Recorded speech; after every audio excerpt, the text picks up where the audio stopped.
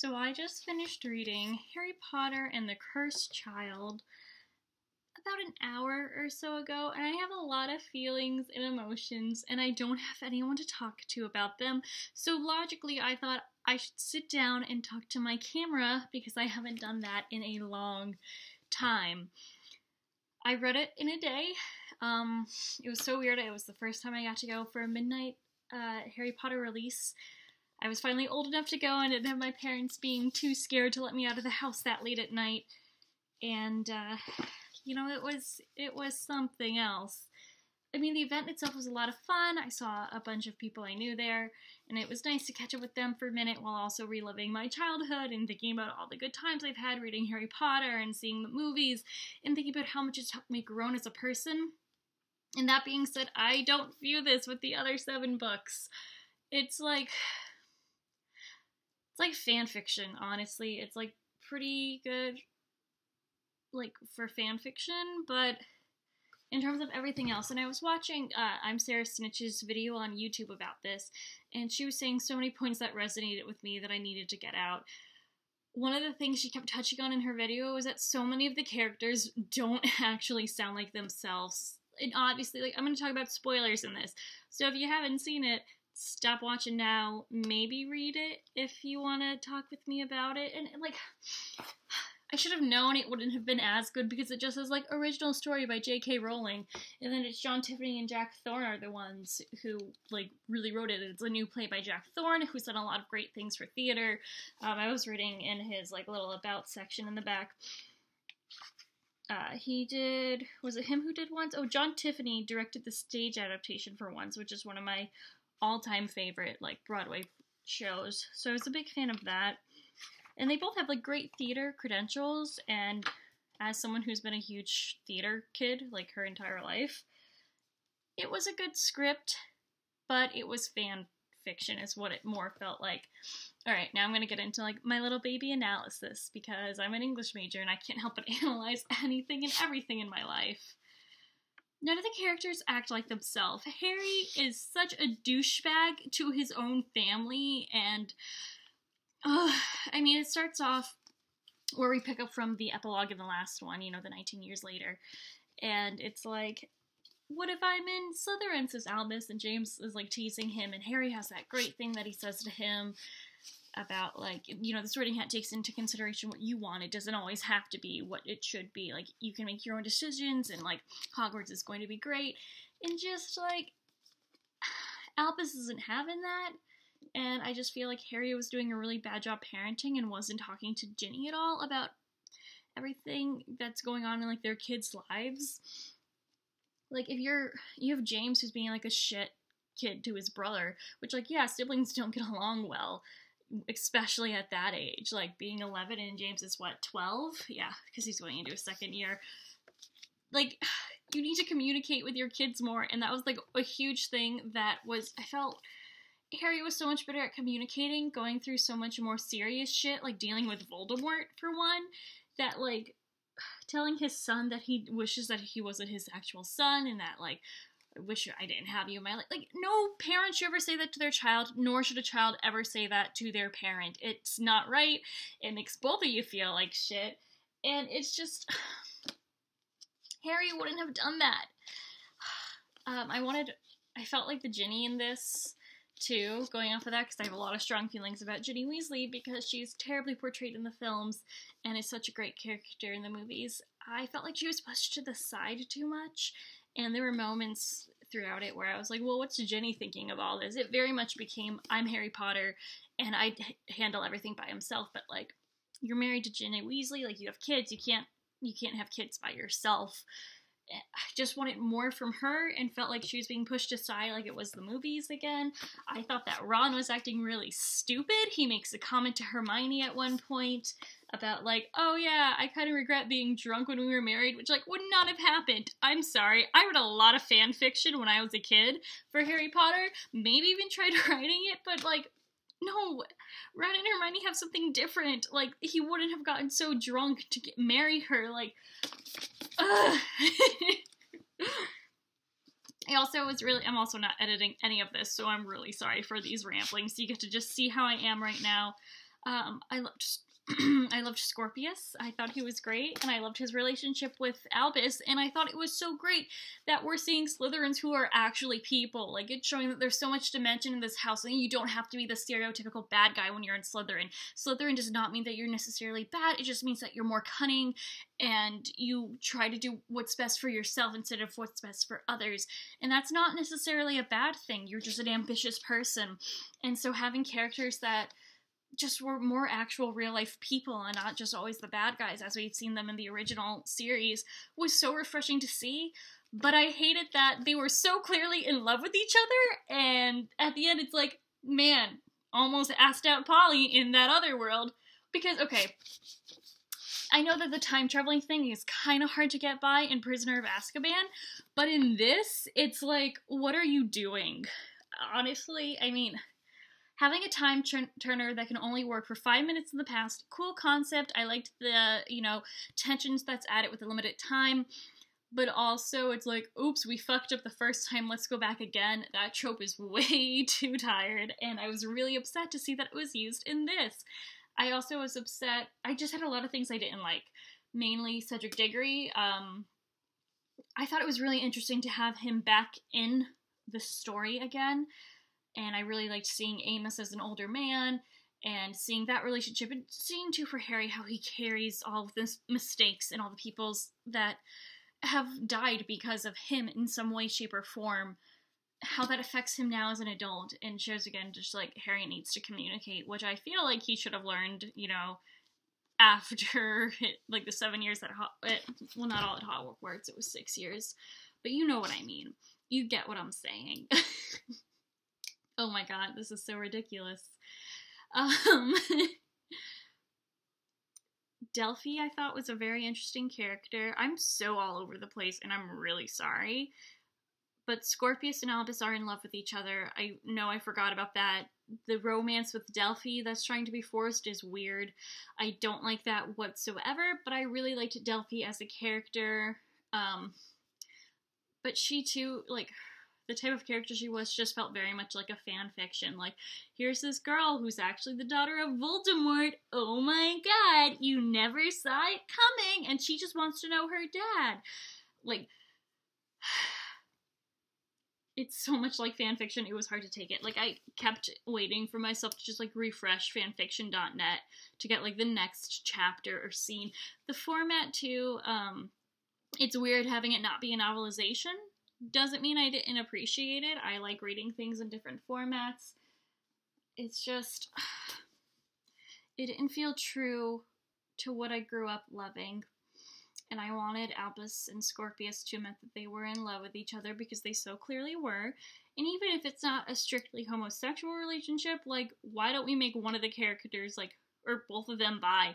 There's so much in the media about bisexuals not actually being a thing, and you always have to pick one or the other. But, like, it would have been really nice to be like, look at these gay wizards, and we love them all. I did get emotional for one part. That part was with Hagrid. And it's when he goes to the house after James and Lily have been murdered. And he talks to Harry about how he's going to be his friend because, like, he needs it and he doesn't even know what's happened. I loved that. I wanted more moments like that where it felt like that's exactly what would have happened. There was no ifs, ands, or buts about that in my heart, in my mind, in my soul, in everything that I am. I knew that that was, like, the one true thing that worked there. I liked seeing Hermione as Minister of Magic. I thought that was really great. Loved seeing her in that powerful role like that. Ron running the joke shop was great. Kind of wish there was more about Fred and George in it, like, since that was their joke shop. That would have been interesting to see, as well as, like, the other Weasleys. I wanted more from that. I wanted more from Hugo and Rose, because Rose is just cast aside as, like, this character who can't accept that Albus is in Slytherin, but then has, like, Scorpius asks her out at the end, and, like, there's a weird flirting thing going on, and it's like, they're the next, like, trio, but they're not, and I don't like it. Like, just let my little babies be in love with each other and have it be fine. I also have to talk about Severus Snape and that part, because, like, they go back, if you've made it this far and you're just listening to me rant about this and not making any sense whatsoever, they go back in time not once, but twice. Well, 3 times, but, like, twice by themselves. They're going back because Amos wants Harry to use a time turner to bring back Cedric Diggory, so that way he never had to die. He was always the spare, and Amos thinks that that's unfair. Harry's like, there's no way we're gonna do this, because he's head of, like, magical law enforcement and everything like that.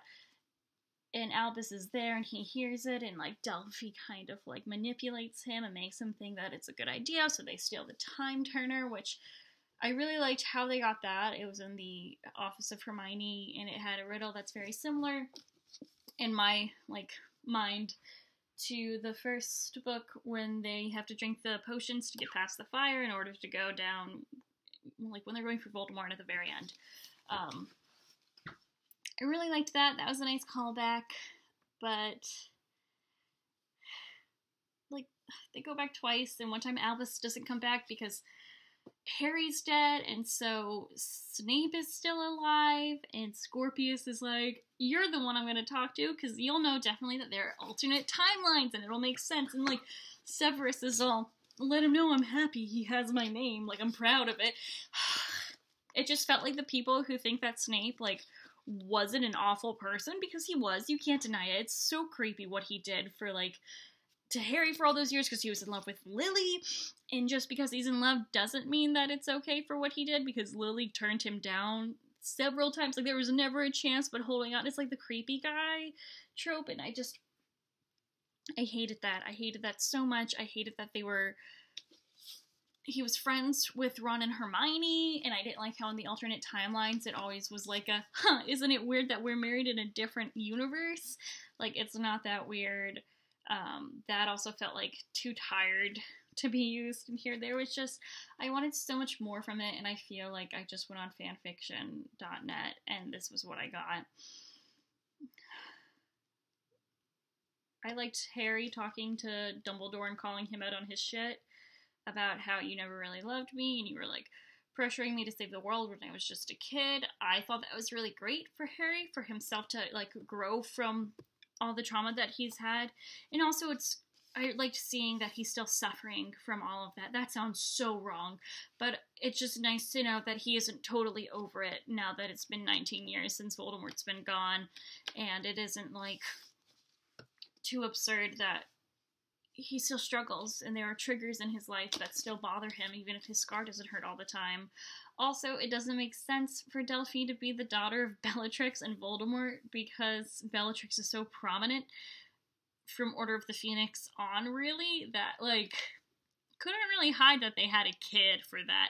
She's like, I was born right before the Battle of Hogwarts, and it's like, well, that doesn't also 100% add up, like, because Bellatrix was at the Battle of Hogwarts, and if she had just had a baby, like, that would not have worked. There's just so many issues I have with it. I wish it was more than I got. I don't know if I want to see the play. I don't know if I necessarily liked it, other than that one part with Hagrid, because Hagrid can do no wrong, and I wish he was in it. And, like, there was, like, they never talked about Hagrid other than that one scene, and, like, no one addressed it after seeing that beautiful, heartwarming, like, such a touching moment. I wanted more about Molly and Arthur Weasley. I wanted to see what Hermione's relationship was like with her dentist parents, like, because she obliterated their memory, and, like, there was so much more I wanted from this. And mainly, I'm just upset that there was a chance for, like, the LGBTQ culture to be in the Harry Potter canon and Harry Potter, I don't know what the word I wanted, but to have a LGBTQ relationship be canon and not be something that, like, everyone was just trying to make a thing. I don't regret going to get the book. I just wish I wasn't feeling the way I was now after finishing it. And the Trolley Witch thing was weird, and I think that's where I'm going to end it off. But who knows, maybe if I can get tickets that are cheap enough when I'm in London, I'll go see it. But on the most part, I don't want to consider this part of the series. I want to think of it as a fan fiction, as a failed attempt. J.K. Rowling can stick with working on the fantastical beasts and where to find them. I'm very, very excited for that. But I'm not as excited for this. And also the cover is ugly. Like, you shouldn't judge a book by its cover, whatever. It's just terrible. Why couldn't we get the original covers for this? Although I'm kind of glad because it separates it from this, like, I don't want to say piece of shit, but, like, it wasn't that good. I just have a lot of feelings and emotions, and I still love Harry Potter, but I kind of love not seeing them like this and not being who they truly are. Just Albus and Scorpius are in love, and honestly, that's all you should take away from this video.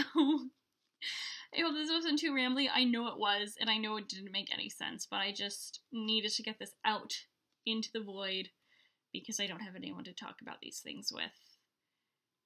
And I think I'm gonna go reread probably one of the Harry Potters to remind myself that they're actually good and they're not like this disappointment. Time traveling only worked in Prisoner of Azkaban, and it was pushing it, and I know that, as Prisoner of Azkaban is my favorite Harry Potter book, and so let's stop with the Back to the Future in Harry Potter. Thank you.